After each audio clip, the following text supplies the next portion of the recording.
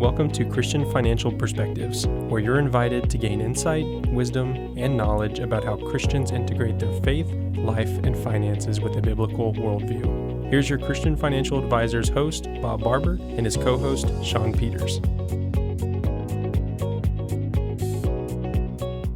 Welcome to another episode of Christian Financial Perspectives. We're so glad you joined us. If you do like videos on all kinds of financial topics, but from a Christian perspective, we encourage you to smash that subscribe button and give this video a like. And today, we're going to be covering a topic that last January we did touch on. And so this is kind of a revisit, or 2.0, part 2, on should you still wait to build or buy a home today? Now, I do want to give just a quick heads up. It is cedar season, and it's hurting me a little bad right now. For those not in Central Texas, it just means a bunch of bad trees trying to hurt people. So we'll do my best to edit things out if I do cough or anything. Hey, I'm going to help you, Shawn. I'm going to be right there with you.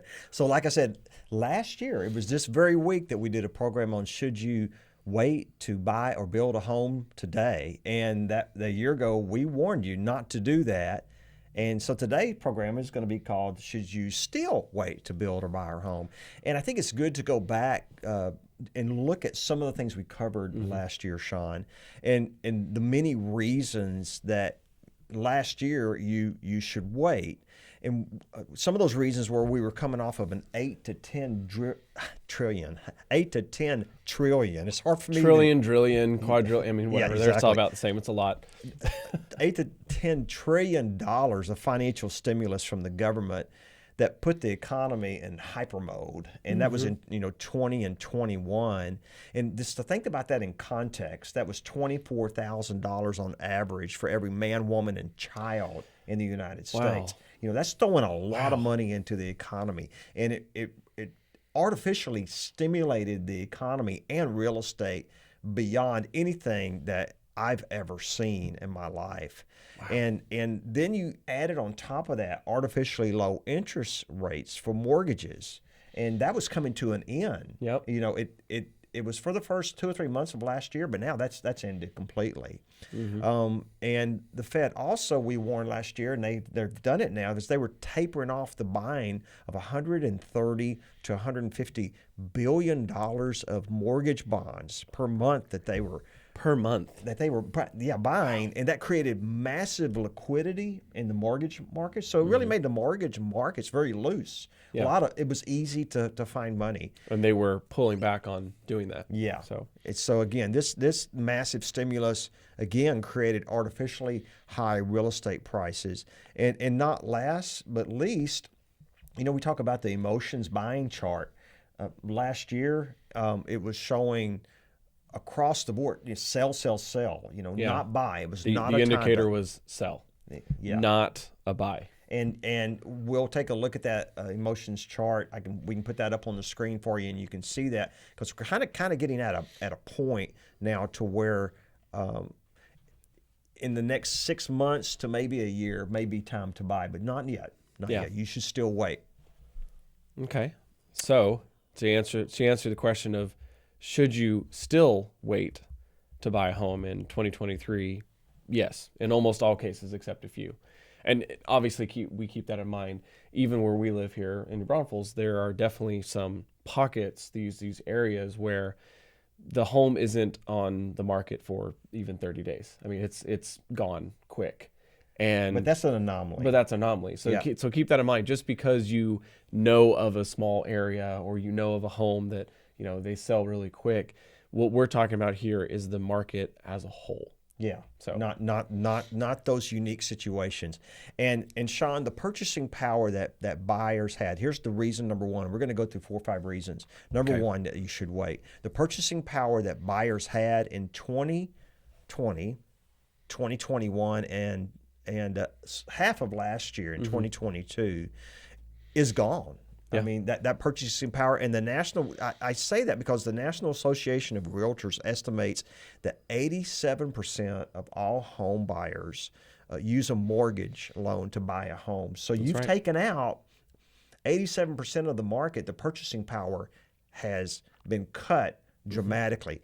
Here's an example of that. A year ago, Someone that wanted to go buy a $750,000 house Okay. could buy that with a $3,000 a month mortgage payment. That's pretty high, but still, Yeah. if you wanted to buy that.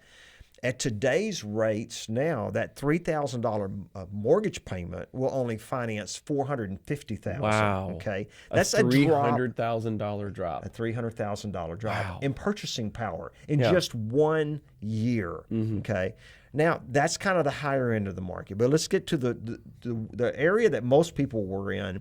Was a year ago, a $2,000 mortgage payment could finance a $450,000 home. Today, that's a $300,000 home. Wow. Okay. So the Wow. purchasing power has gone down by $150,000 for the average person. That's a lot Which for makes that sense to because drop. most people, when they're looking at buying a home, they're looking at, okay, how much can I afford per month? Right. Well, for most people, how much they can afford per month didn't really change, which means the price that they can afford, the ultimate price, has to go down. That's crazy to think that from 450 to 300,000. So prices of homes have to drop dramatically, Shawn, to Yeah. compensate for the rise in interest rates over the last year. And remember what we said last year when we made this program? It's just math. It's just math. You know, and I think it will happen. It's happening a little slower now because so many people bought homes in the last couple of years at a low interest rates, and the turnover rate's going to be slower. Right. Because they realize if they sell their home, they can't get that 3% interest rate anymore. Yeah. But still, we are going to see a major drop in that, especially for the home builders that just produce and produce and produce. And if you're thinking that rates are going lower or returning back to where they were, you really need to think again. Look at this chart that we're putting up on the screen. No, Bob, for especially for those who are listening Okay. as well, what exactly is this chart showing us?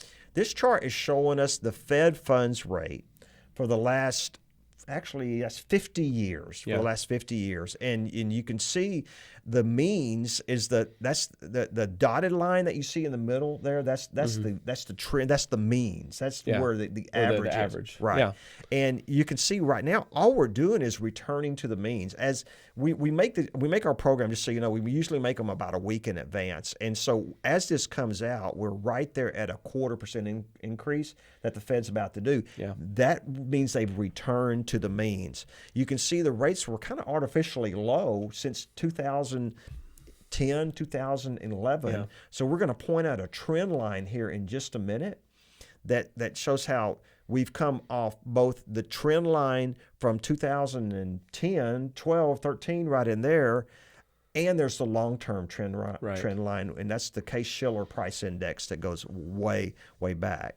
So the second reason to wait is prices have got to get back to those trend lines. So we're going to look at that now, and I'm going to explain this to you. This is the Case-Shiller price index nationally of home prices, going all the way back. You can see here to about 1985. 80 something? Yeah, 85? right, during that time.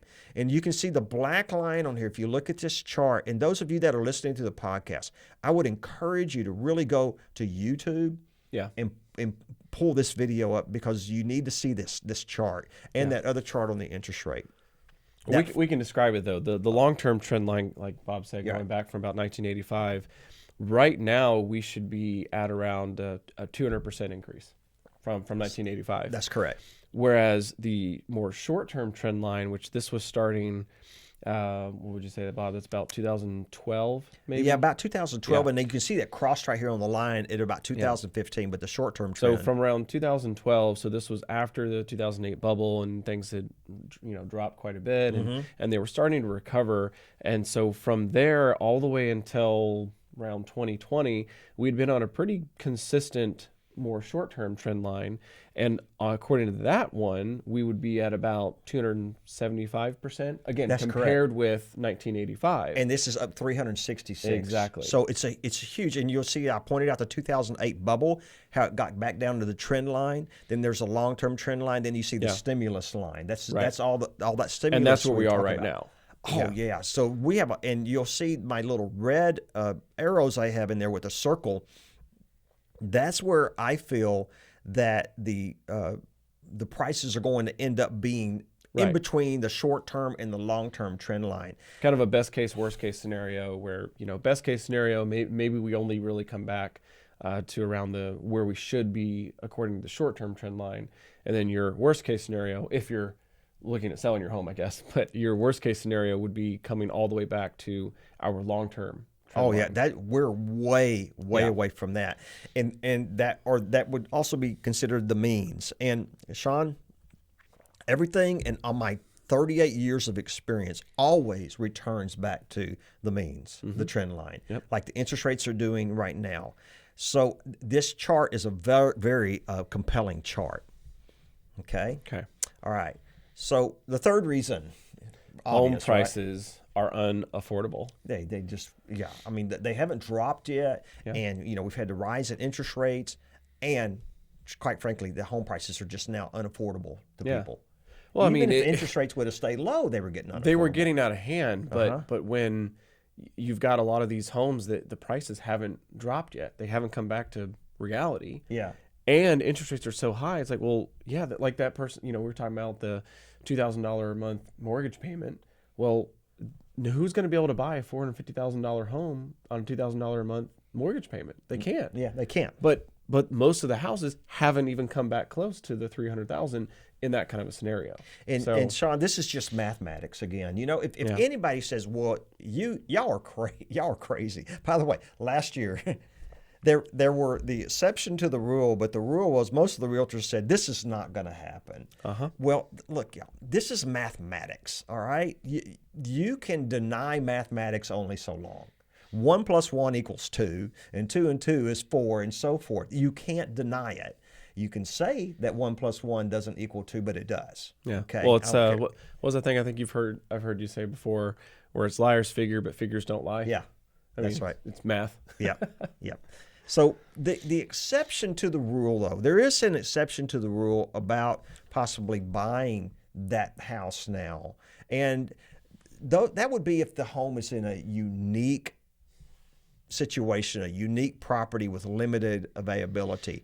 And some examples of that would be, waterfront homes. Like here in New Braunfels, there's not any left. And so when one comes on the market, that's an anomaly. I mean, that doesn't happen very often. When they do, it's going to sell. It doesn't mean that the prices won't drop some though because of interest rates. Right. But those kinds of places, if it's waterfront, home on a river, lake, oceanfront, where there aren't any more spaces to build on that water, well then those are going to hold their value better.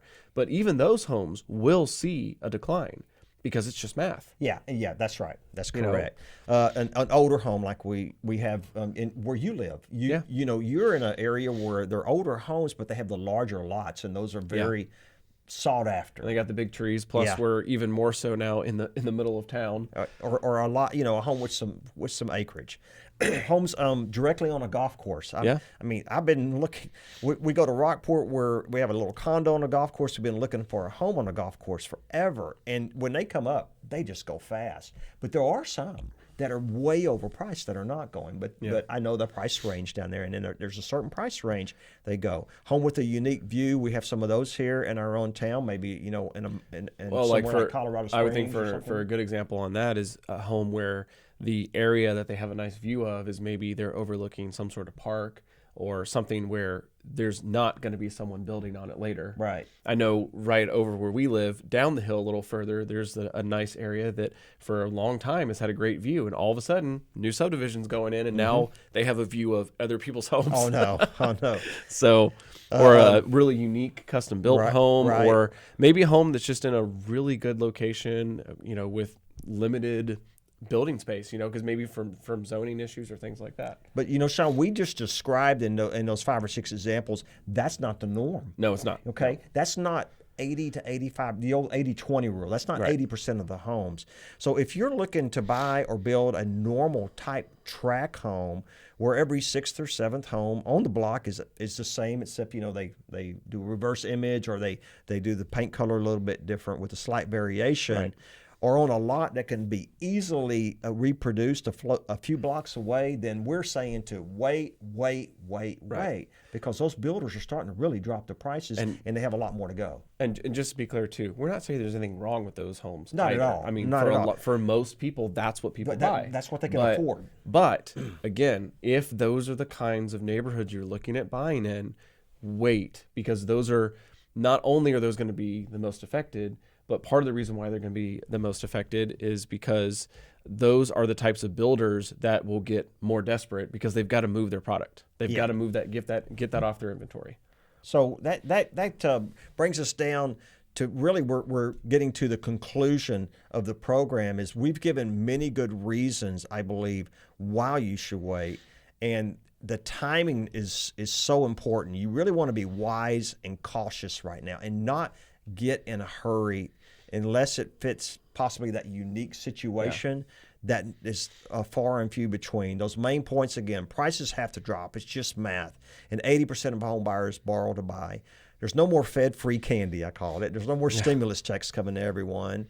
And everything has to return back to the means. And interest rates, as we showed, are not returning to the long-term average historical levels. So no, they are. That's really what we're seeing happening, is that the Fed is, if anything, they're kind of just getting to the average. Why did I say that? I meant they're not going back to the level that they were. So the point with that is, don't expect anytime soon to all of a sudden get back to where the Fed rate is 0 to 1%. That's not going to happen anytime soon.